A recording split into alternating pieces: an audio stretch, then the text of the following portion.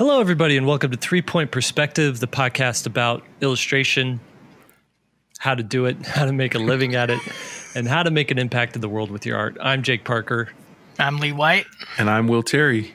All three of us are professional illustrators, and we've been working for about the last 25 years, and we've worked with just about every major publisher in the business, and we've published together somewhere around 50 books total, and we've all taught illustration at university level. I want to get an actual number. We should just really sit down. I think it's way more than 50. Yeah? Yeah, I think if we added them up, because just mine's like 26. And I've got like 30, so there you go. Jake has Does that count self-published? Do self-published books count? No. What? Yeah, sure. Okay, yes. If you made money on them, money on them, it does. Oh, yeah. If you sold one to your neighbor, it counts. Listen, check this out. Just real quick, I've done 4 drawings books. I've just sold out of drawings 1, drawings 2, and drawings 3. I just sold out of drawings 3, so that means I've sold out of the first 3. They each had a print run of 2,000, so I've sold 6,000 books. That's pretty good. At $25 a pop. I'm not complaining. It doesn't count. Your webcam just pooped out. Jake, for those of you listening right now, Jake is having some wacky computer problems today. His microphone is going bad, and I can hear you. We can't see him. We just lost Jake's video. For those of you guys listening, it doesn't matter, but for those of you guys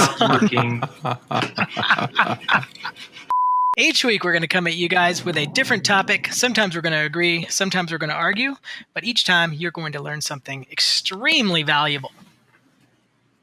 Okay, well, let's, before we get into today's topic, I just want to know what you guys have been working on, what's on your plate and how that's going. So, Will, you've got this book you've been working on. Yeah, secret project, and Can you say any more about it today? No, can't. Okay, all right, we'll leave it at that. Lee, what's going on with you? I'm just getting into final art on a children's book and having a blast with that. And I've got a new book, a young adult novel that's about 23, 24 interior illustrations plus a cover that I've started on. And I'm putting together work for a gallery show in October here in Nashville. If anybody's around, you guys should come say hi. It's a three-day show. 3-day show. How many pieces for it? I want to do 20. Okay. And they're all like original pieces. Original pieces, yep.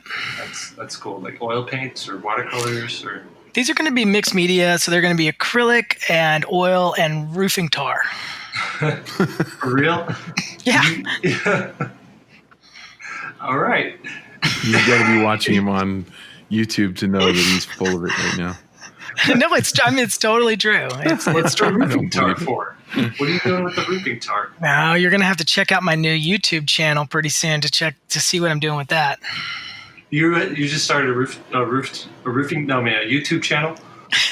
And a roofing company. Yes, I've talked to Will about it. I'm finally getting around to doing what you guys did years ago, which is make a YouTube channel that shows all the stuff that goes along with just being a professional artist in the capacity of doing gallery shows and illustrations. So I'm going to be talking about techniques and materials because I use a lot of random stuff and I research all that stuff extensively. And so I was talking to another illustrator this week, and I've gone over all these different materials and how they work. And they're like, "Oh my gosh, you should put that in some kind of YouTube video." I'm like, "Man, I know I've got a ton of those stuff from watercolors and acrylics and oils. I mean, I've worked in all those mediums." And so, so I'm going to hopefully get that done. That's super cool. You're gonna take YouTube by storm. They're gonna love you. My 5 followers are gonna love it. No, you'd be surprised if you start posting like really good videos consistently. You'd be surprised how fast that your audience can grow on YouTube. So this will be fun to watch. Yeah, we'll see. Sure. I want to get back to doing that. Like I just have filled my schedule up so much that I don't have time each week to do a video. But can't do everything. Can't do everything. No. Yep. That's my goal for 2020, though, is to get back. It's to do everything. Do everything. No, to say no to 2 things. Two things. I usually have 5 things on my plate. I want to have 3 things on my plate. All right. I want to do 2. I typically think, I was talking to Will about this earlier, like I always think I have 3 things, a gallery life and an illustration stuff and teaching. And I always say that you can pick 2 of those things, but you can't do 3 really well. But I'm actually doing 3 right now, and it's painful. Yeah. But fun. Well, what's the topic today, Lee? The topic today, we'll see. I don't know how long this one's going to be. We'll see. Most of the time we go around an hour, but this one, I don't know how long we'll go. But a lot of our students, we talk each week a lot about when you leave college, and that tends to be the focus of a lot of our podcasts. But I wanted to talk today a little bit about the other side of our audience, which is maybe transitioning from another career into illustration. Maybe they're already in a job, they're already in, maybe a full career, maybe it's more than just a job, and what that looks like for somebody moving over to illustration, not straight out of school. Cool. All right. So let's do this. Let's do it. Okay, so I got some notes for you guys, but feel free to ad lib. Like I said, I don't know how long this one's going to be. It overlaps a little bit, which I guess I should do a little disclaimer. We did our first podcast that we ever did. Am I too old to become an illustrator? I can't remember the actual title, but something like that. There's a little bit of overlap in this one because it's kind of inherent that people are a little older when they're transitioning from a career. So there's a little bit of overlap.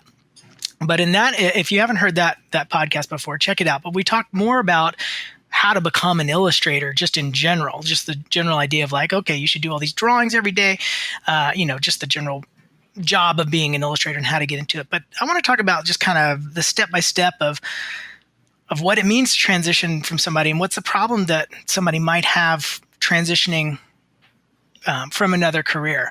So my first questions for you guys is, what's the major differences between somebody transitioning from another career versus somebody that's just starting out, right out of school? Is there any big differences you guys can think of? And what do you think? What we have here is you have Will Terry, who went straight from school into an illustration career. And you have me, who I went from an animation career, like showing up to work every day, to an illustration career.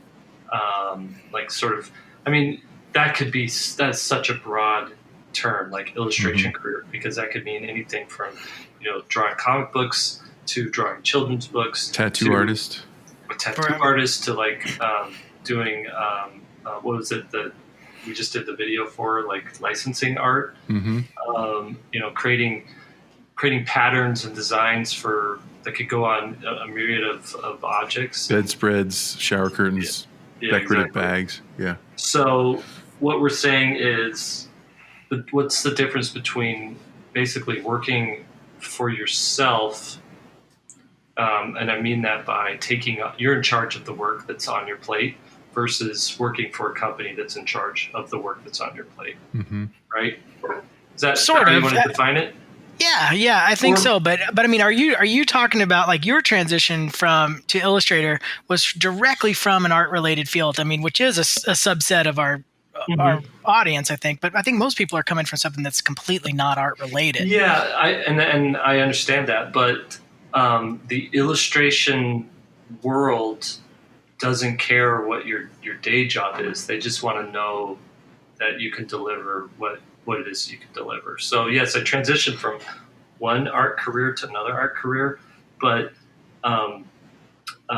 and one of those helped me in the other one, but I don't think, like, I could have been doing 100 different jobs, just animation, and still made that transition because of the way that I did things. Sure. So I think one of the biggest advantages that people who are transitioning from another career into illustration, whichever avenue you're going to go into, whether it's licensing or publishing or whatever, I think one thing that people coming over from another job have the benefit of is experience. And that experience is multifaceted, from organizing your day and time, knowing having a work ethic that you may not have had just out of school, but also learning how to work with other people. That's kind of a huge deal. And if you work in an office, there is such a skill set that goes along with it. And so I think sometimes you forget about that if you're in it day in and day out, that you're navigating personalities and like, oh, I don't want to turn this into my boss at the end of the day because they're always grumpy at the end of the day. So I'll turn it in the morning. And like, there's all this kind of jockeying in an office job that I think benefits you as a as somebody transitioning, that somebody straight out of school may not And if you have. if you take someone, the artist, and we'll put this in the show notes, Janie Ho, the children's book illustrator. You guys know her? I know the name. I Janie Ho. can't The think name of sounds it. familiar. She used to be an art director, I believe, at Scholastic, and now she's a freelance children's book illustrator. And I can't imagine the amazing education you would get from working, as the art director, receiving illustration to be able and using it and using it in the products and being in all the meetings and seeing the behind the scenes, to where I bet that's really helped her know how to create, her books and stuff, so that it really fits into the different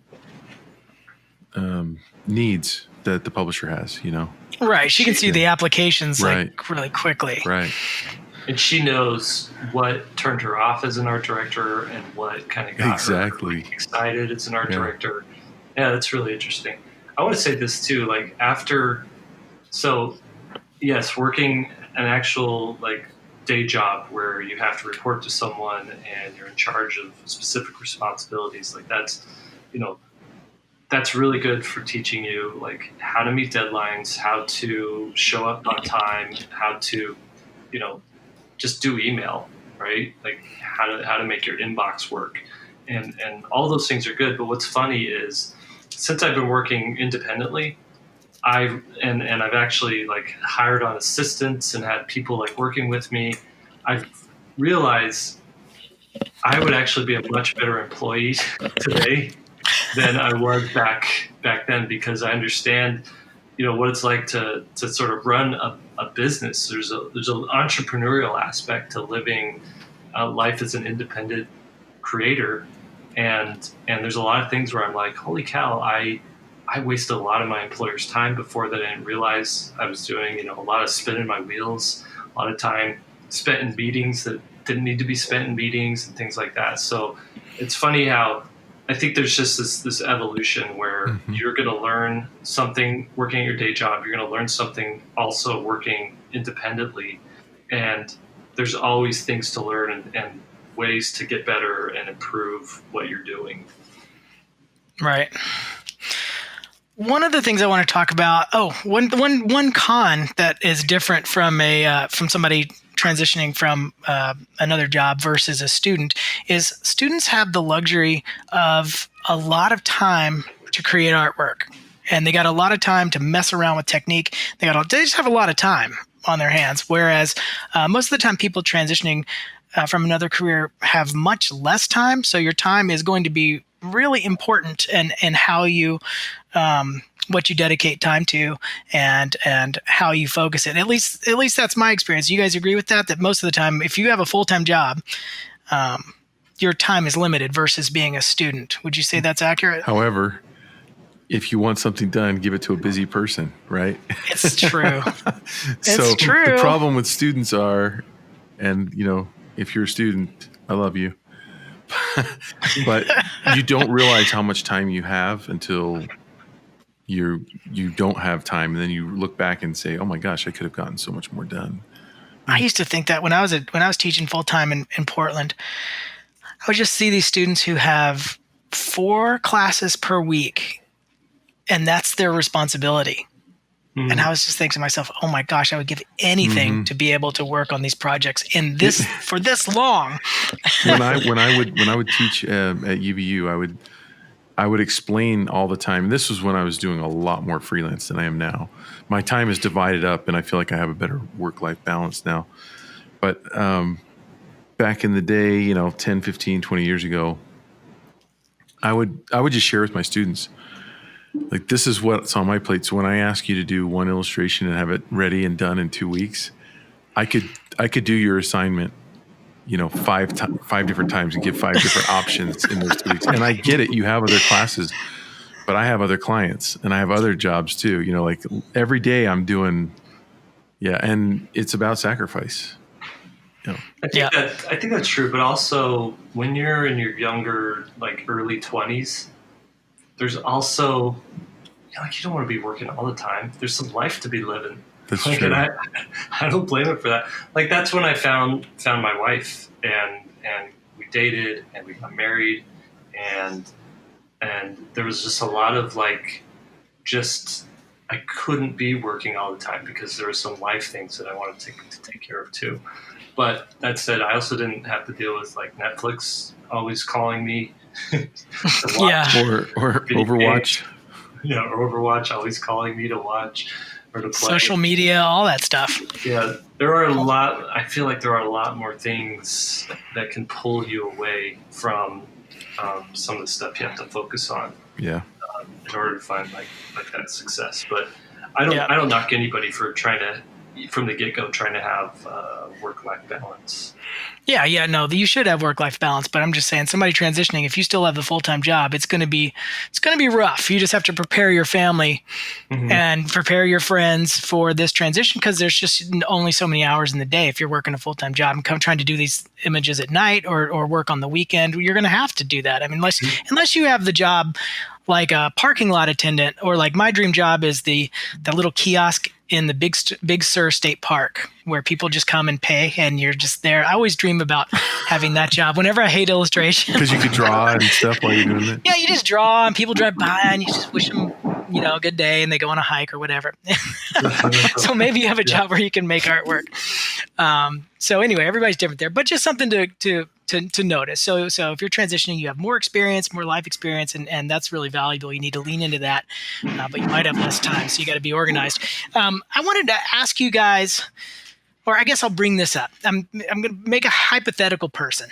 They're sitting in an office job, a generic office job, and they're working, 40 hours a week, 50 hours a week, and they are sitting there, they're pondering whether they want to change or not, and they're hitting message boards, or maybe they're on the SVS forums saying, hey, I'm going to make a career change. I want to talk to that person specifically. So they're not coming from an art field, so it might be something totally brand new. I want to kind of guide that transition a little bit. And my first question to that person who's wondering if they should quit and do this is, do you really need to quit? And if you do, there's a process, I guess, involved in that. The first thing I want to bring up with that is most illustrators that I know of have a side job anyway. So like, I think a lot of people, when they're working in offices, they have this idealized version of what an illustrator actually is. That idealized version, say you're going to be a children's book illustrator, because that speaks to what all three of us do, that we're just sitting there drawing children's books all day. And that's not true. I only know a few people in publishing who make a full-time living at it. We've talked a little bit about that on the show before. Most people do some side gig anyway. Some people have another job, even though we're pro illustrators all day. All three of us have taught. We started our school for a reason. Most of the people that I know, they do something else. They teach, they do Comic-Cons or conventions or art fairs. Or they have a spouse that works. Wealthy spouse. That's a bonus, by the way. If you got the wealthy spouse, that gets you off the hook of a lot of things. Life is a lot different for that person. So we're not really talking to that person per se. Just consider yourself very lucky. But I guess my question is, do you need to make illustration your career? Because if you do, you're still going to probably have some other side job anyway. I have an answer for that, but go ahead, Jake. I think by side job, another way to call it is multiple revenue streams, right? So it doesn't necessarily have to be like you're employed with someone, but it's right. For me, I have an online shop that brings in revenue. I have affiliate marketing that brings in revenue. I have SVS, so teaching classes, that brings in revenue. And then I have sponsorships that bring in revenue. And then I have illustration and the freelance work. I sometimes lump those together. So some illustration is my name is on a book. I'm the illustrator of that book, and that's like an illustration job. But sometimes it's like concept art. A company will hire me for 2 weeks to do concept art, and my name's not going to show up on anything, and even those designs might not be the final designs they go with, but I look at that as sort of doing art for a living, and so it's like all these things put them together, and it's a living. It it makes it supports me, it supports my family, it pays for the insurance, it pays the mortgage, stuff like that. So that's the way I look at it. I can, like you're saying, I can only think of a handful of people who have one revenue stream through illustration. That's right. Just a small handful. So, and even them, they're still like supplementing it with, they're going to go do 100 school visits. Or that's a good point. That's exactly what I was going to say. Is like Dan Santak comes to mind, or Peter Brown, like those guys, Caldecott winning illustrators. That typically starts to lean you towards having one revenue stream, but they're traveling a lot, they're promoting the book. It's not just sitting down and illustrating, which the thing I want to emphasize there is that's the fun part. Right. And like when I get to sit down and illustrate, sometimes I'm like, oh my gosh, I haven't done this in so long, because I've been emailing and doing all the other stuff, making videos, for teaching and whatever, critiques, all that stuff. And it's just not every day. I just want to warn you not to idealize. If you're sitting in the office and like, man, I'm going to quit this. This sucks. It would be better if I was just a book illustrator. Right. That you're sort of idealizing. Go ahead, Will. The other thing with that is that sometimes when you achieve the dream that you had in your head, you find out that that's not your dream anymore. So for me, I found that I was illustrating too much. I just found like I was, and this was like 10 years ago. That's all I did from morning till night. And I was yearning for more. I was yearning for more social interaction. That's what I got with you guys, with that, having the office and everything. And I wanted I found that, okay, I can do that too much. I had a student one time who, he was a manager. I don't think he was the head store manager, but I think he was the assistant manager for Home Depot. And he was going to school. He was in my class. And he was just, when he was a senior, he's like, okay, so I'm at a crossroads. When should I quit my job? When do I end this thing? And I'm like, so what do you do? I didn't know. I had no idea that he was the, assistant manager for a Home Depot. And he tells me, and I'm like, well, do you make good money? And he's like, yeah. And I'm like, so what does it look like? And he's like, well, I'm on track to be a store manager, and that'll probably happen within a couple of years. I'm like, well, what kind of money do you make there? And it's like well over 6 figures, And so I'm nice. Like, do you hate your job? And he's like, no, I love it. So I'm like, if you love it, I would if you really want to be an illustrator also, then I would work on your own projects. You have enough money to take care of your family. He's married, he's got kids. I would keep the wheels on, keep things going the way they're going, and then just use illustration as fun. Maybe work on a project, maybe over several 2 or 3 years, really develop your craft to a point where you can take that and do a project that is much bigger that you might, crowdfund or something like that.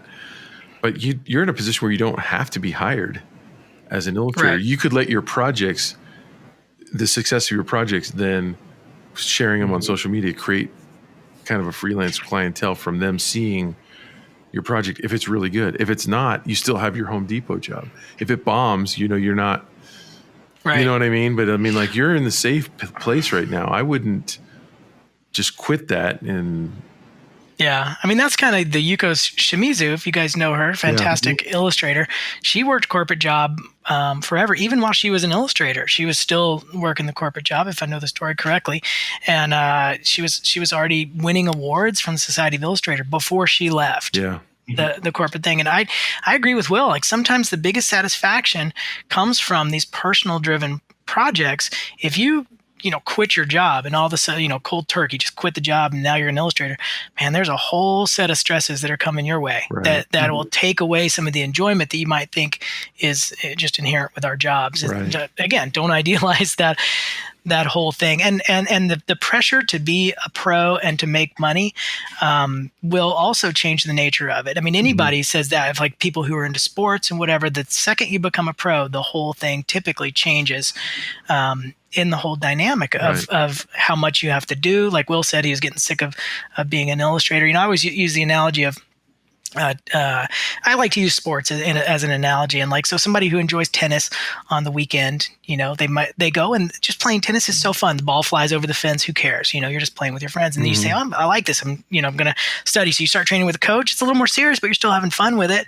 And then you say, okay, I'm going to start competing. Well, now you got to start putting in real practice, even when you don't want to play tennis anymore. And then you're more serious about it. The enjoyment factor is probably going to go down a little bit because you have to do it. And then the second you say, okay, I'm going to make my living as a tennis player. Well, oh my God, you're having to practice at such a different level, and you have to win. Like, that's the thing, is when you're a pro illustrator, you have to win these jobs. Like, you can't just draw for, just draw whatever and hope it sells. Like, the pro part of it is you're being hired. So there's just a whole kind of stress that comes with that. So I guess the first question, if you're sitting there in your office saying, I'm going to quit, or should I quit right now? The biggest question is, do you need to quit?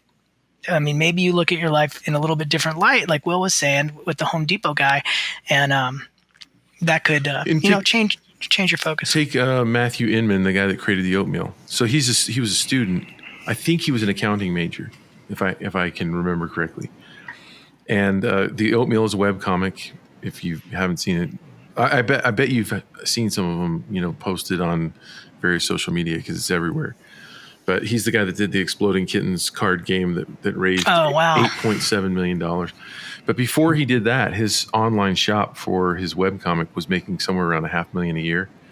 And it forced him to stop being a student. He's like, what am I doing?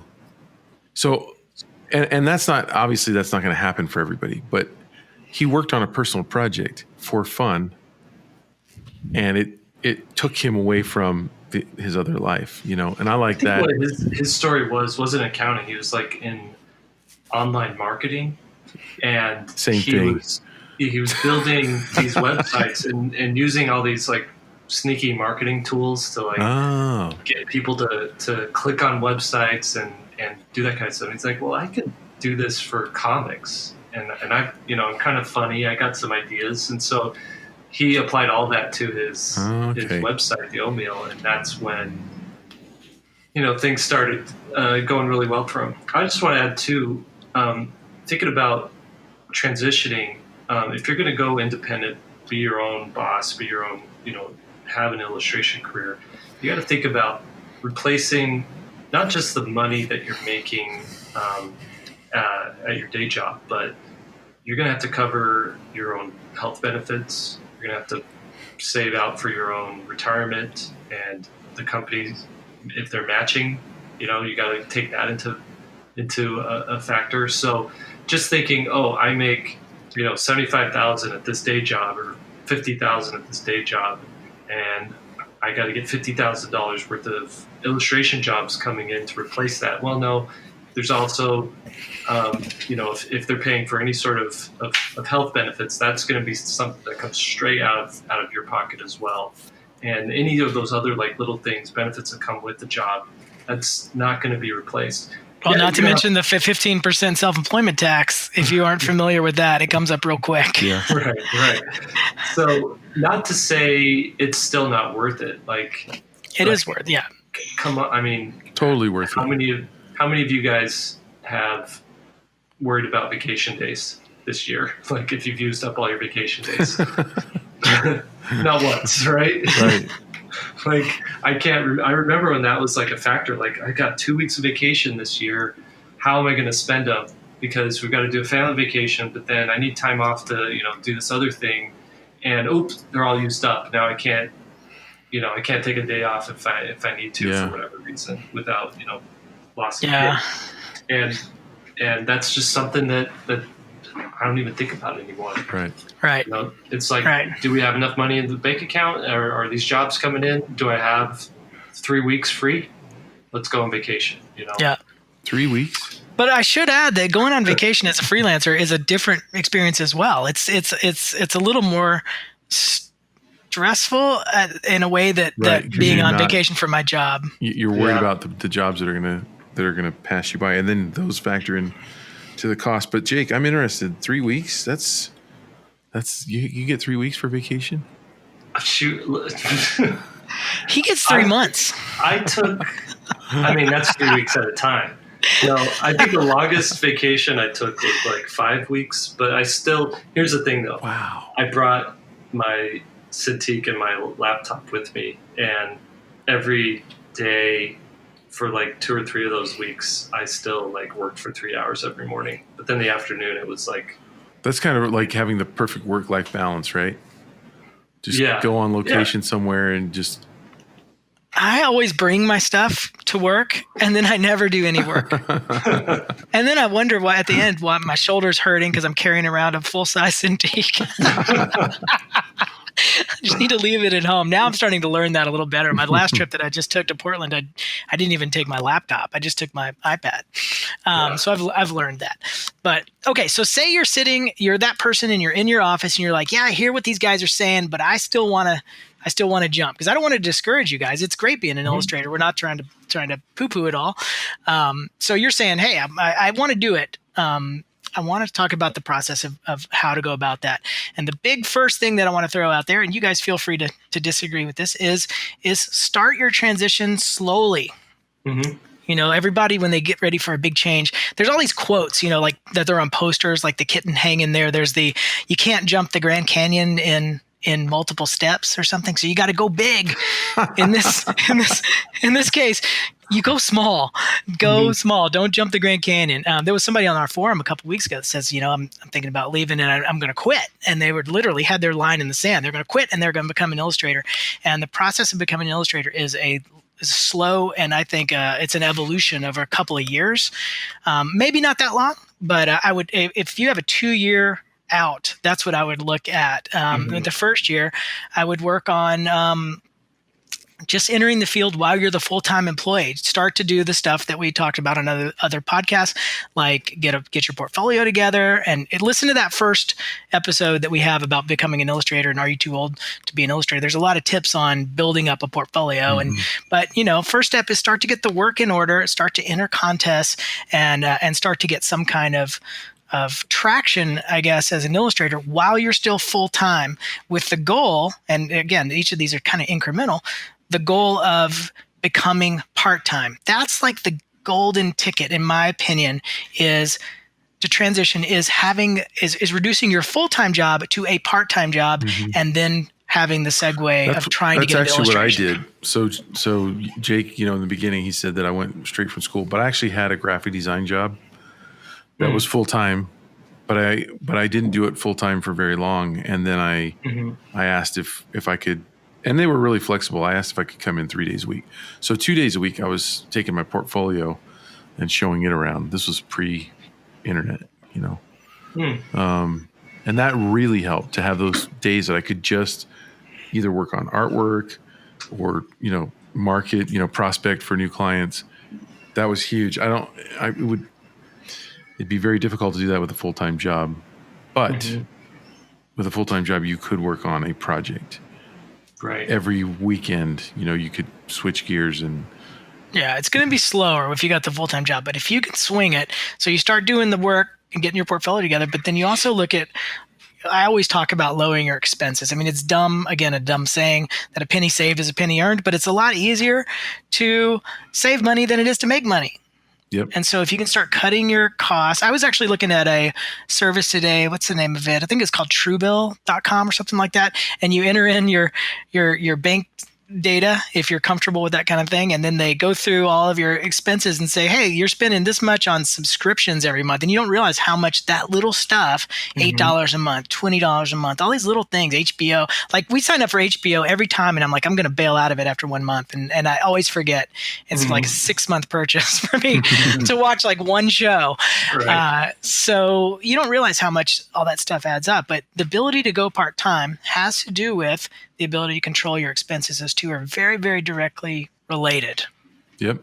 Yeah. Can I talk a little bit about my sort of my transition into this full-time thing. Sure. So I was working at an animation studio, but my animation portfolio is not necessarily the illustration portfolio that an art director wants to see. So that meant spending time creating illustrations that I knew would impress art directors. And they don't want to see that I could do like concept art. They want to see, does this illustration look like something that can exist in a children's book? Are you telling a story? Yeah, am I telling a story? Is the style or the materials I've used something that's appealing to that world? Because a lot of times concept art can be too polished. It could be too like nice looking to be accessible for kids sometimes, right? And so what I was doing was spending for several years. I would take a couple months out of the year for like my nighttime and weekend time that I had extra, and I would make a comic story, like a short 20, 15-page comic story. And I was experimenting with different styles. So it wasn't just like drawing comics, it was illustrating comics, right? Mm-hmm. And working on that led to getting my first illustration job for a comic book, right? For an actual graphic novel deal. And so I got a 2-book deal, and it was I think it was $80,000 for 2 books. And at the time I was working at this animation studio, and I was like, that did not replace my income, because it was going to take 2 years to finish 2 books, 1 year per book. And that did not replace the income I was making at the animation studio. So I talked with my wife. I said, here, this is like a really good opportunity for A, some extra money, but B, to start establishing myself as someone who works in publishing, right? And so I said, it's going to take a lot of extra time. It's going to take nights and weekends. And are you cool with me doing this? And I'll see you. I'll take 1 day off a week, but the rest of the time I'm going to be gone doing this stuff. And she's like, yeah, go for it. And so for 2 years, every night I worked on this. Every Saturday I worked on this. I took Sundays off and just spent that like recuperating and resting and reconnecting with the family. And then every day it was off to work again for full-time gig at the animation studio, and then coming home at night, eating dinner, and then working on these books. And what that did was it led me to another book deal, which was another children's book, an actual children's book. And I knew that if I was really going to make a go at this, I couldn't do like the 40-hour-a-week job. So I found a job teaching at BYU, which was off in Utah, which had a much lower cost of living. So we moved there. We got a house that was half, we were paying rent in Connecticut, and our mortgage payment was half what our rent was in Connecticut. So our living expenses went down.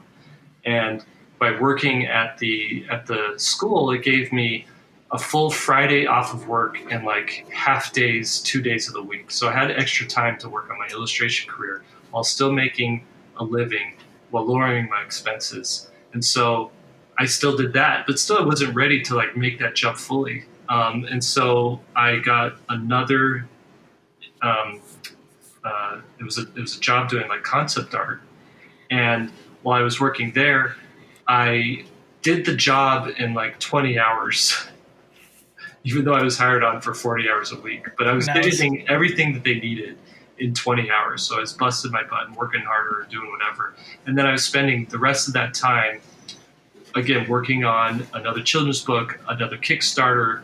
And it wasn't until I had done this for maybe, I'd been doing this thing where I was working full-time as an illustrator and working full-time at a day job, and like doing those things at the same time. So it was like 4 years of that before I felt like I was finally ready to transition to being full-time, like independent illustrator.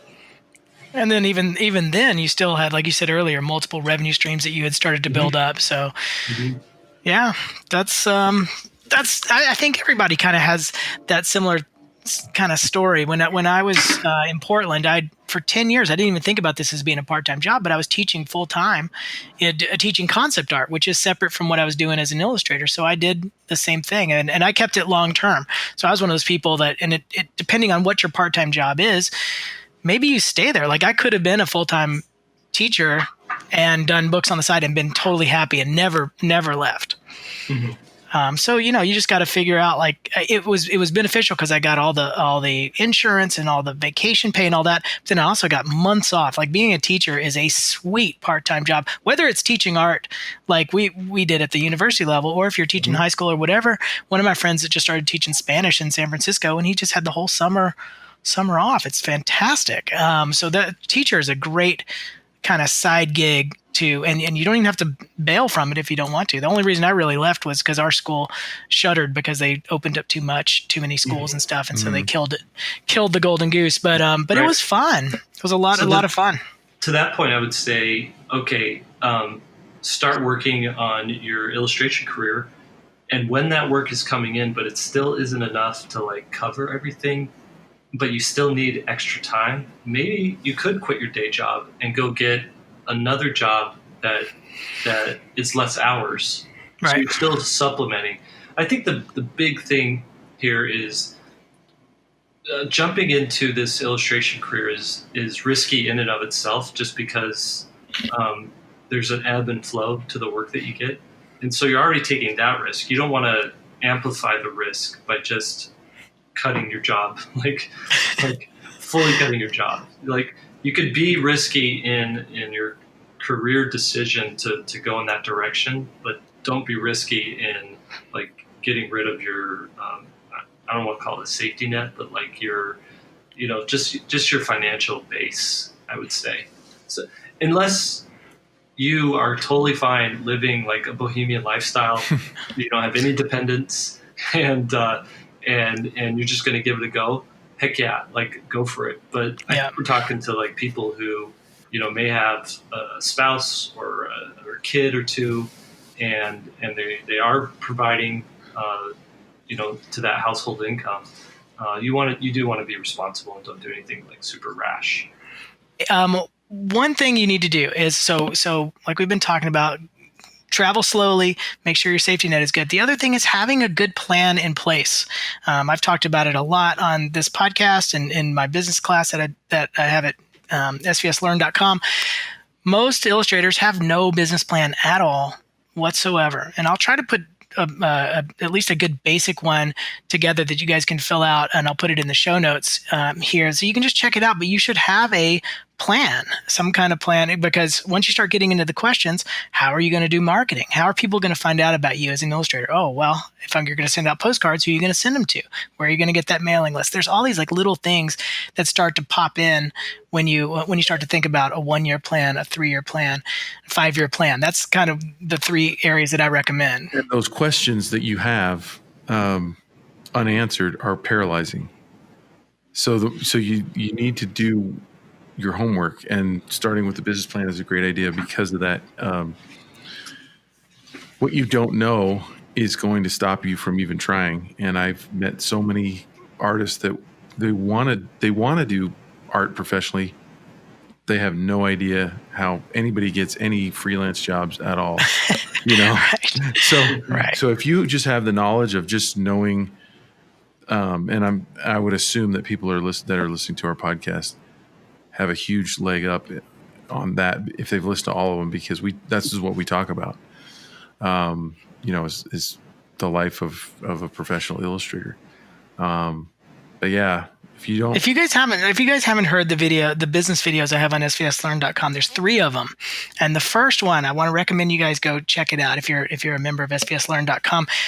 Check the first one out, because I talk about how people get paid in the different segments of illustration, wherever you are. If you're doing concept art, if you're doing publishing, if you want to be a gallery artist, there's a lot of little idiosyncrasies that you might not know. For example, if you want to do gallery art and you want to get paid, guess what? The gallery takes 50%. Right off the top. And guess what? You provide also all the materials for the paintings. And guess what? You're also responsible for mailing those paintings to the gallery if you don't live in the same city as the gallery. And framing them. Which is a massive cost. That's what I've been actually doing research for the past 3 weeks on, is how do you economically frame things professionally? So you've got to be high quality and low cost. Those two things don't normally go together. So, how does your industry work that you're going to go into? While you have the full-time job, you need to start researching kind of how these professions work. How are you going to fit within them, and how each industry gets paid, what the timeline is like. Like for us as children's book illustrators, and it can be a long time. The book I'm working on right now, I signed on for. It got delayed during this whole production process. I signed on for it for a year and a half ago. I got my first payment, and my next payment comes at the end of my final paintings. So it's going to be 2 years between payments. And so if you quit your job where you're getting a biweekly payment, and then you get a 2-year window to get paid, it's a lot different ballgame, and you need to be ready for that. Yeah, I know. Yeah, if you're comfortable with a fluctuating paycheck, then this is the job for you. I just want to point out that there have been months where maybe a couple $1,000s will come in, and it'll just barely if I was just relying on that, it would just barely cover things. But because I know that things ebb and flow and there's this fluctuation, I plan ahead, and there's a month where I'll get $40,000 in a month. Everybody will pay me at the same time. I'll get, I'll get 3 publishers paying me, overdue stuff, or there'll be royalty checks or whatever. And then I'll know, okay, this isn't my paycheck. I'm not going to get this, for the next 6 months. Things are going to be a little bit different. So I got to make sure that money is spread out evenly over a time period. So the best thing for you to do too is say you're doing all this illustration work on the side and you're starting to get jobs, but you still have your day job. Put all that money into savings and build up a 6-month buffer of that could just cover your bills if no checks were coming in for 6 months. That you'd be okay and you wouldn't have to worry and stress about it. I would say that's a huge check mark you're going to want to put on your to-do list before you make that transition. And the crazy thing is, I was just going to say, the crazy thing is everybody should be doing that, even if they're in a full-time job, because you never know when you're going to lose your job. Got that right. Yeah, you really don't know, and that's actually a good point to bring up. A little bit off topic, but it's important. When the Art Institute of Portland laid off, or the Art Institutes just in general laid off 800 people at once with no warning. Wow. I had 4 classes with waiting lists, all 4 of them, full classes with waiting lists, and I was brought into the office the day before the term started in January, and laid off with 4 classes that are full with waiting lists. And I had years of waiting lists. So it wasn't like, I'm not doing my job right or something like that. I was doing it fine. Yeah, you don't know. You don't know. And so that is absolutely terrifying. I would say what Jake said, the 6-month window, that is the absolute minimum. If you listen to Dave Ramsey, which I recommend everybody doing just for being financially responsible, if you're self-employed, you need to buffer that. If you're employed by somebody, I'd say have a 6-month buffer and start working towards that if you don't. But if you're self-employed, have a year, you need a year, and then also factor in startup costs. Because if you are transitioning to a new industry, you are going to have some kind of one-off purchases that need to be taken into account. So that's your safety, zone, is having basically a year, and that way you can weather these big fluctuations of payment, like Jake was just talking about. Yeah. But it's worth it. We should have. I mean, I don't want to scare. We're scaring everyone. I know. This is a terrifying experience. Anybody who makes it through this podcast still wanting to do it, you're going to be just fine. You're going to be. But you know what? It's the whole time you're like, heck yeah, I'm in for this. I want to do it. You're gonna work. It's gonna work out. It's better that we're honest, because having good information, being armed with good information, is where you're going to make your best decisions. So yeah, it's good. I got an email a couple of years ago. It was back in 2018 from a student, and he was debating whether or not to do an animation career or to be an illustrator, like an independent illustrator? And he's like, I don't know, which is better? What do I do? And I said to him, I love working as an independent illustrator. It's pretty much being like an entrepreneur, except your startup company is your illustration work and you are the only employee. You set your own schedule. You decide where you want to live. You decide how much vacation time you get. You decide what projects you want to work on and what you get to say no to. You decide what people you want to work with. You have to pay the entirety of your own health insurance. You bill people, and then you are in charge of following up with them. And you have to do all your promotion. And then I said to him, the more creative and smart you are in these areas, the more successful as an illustrator you're going to be. So on the one hand, it's just like the talent. Can you draw? We're assuming that you've mastered your craft already. Like you could do illustration work, but the other side of it is setting a schedule, lining up work, going out and finding work, billing people once you're done, and like following up and making sure those bills are coming through from them. It's like all these different factors are coming into play, and that's that is for some people, and some people are like, nope, not for me. I just want to keep doing this for fun, and there's nothing wrong with that either. Like, go for it. You could find a lot of success if this is just like a side thing where you're doing one project every year, maybe. Yeah, it's worth it. I mean, it is definitely worth it, no matter where you're going to land on that spectrum. I wouldn't, with all the problems that we talked about and the difficulties, I wouldn't change a thing. Would you guys do anything different? And you can't think like that because everybody came into it in a different way. And if you change one little component, it could mess everything. I mean, there's so many ways to be successful in art. Right. Yeah.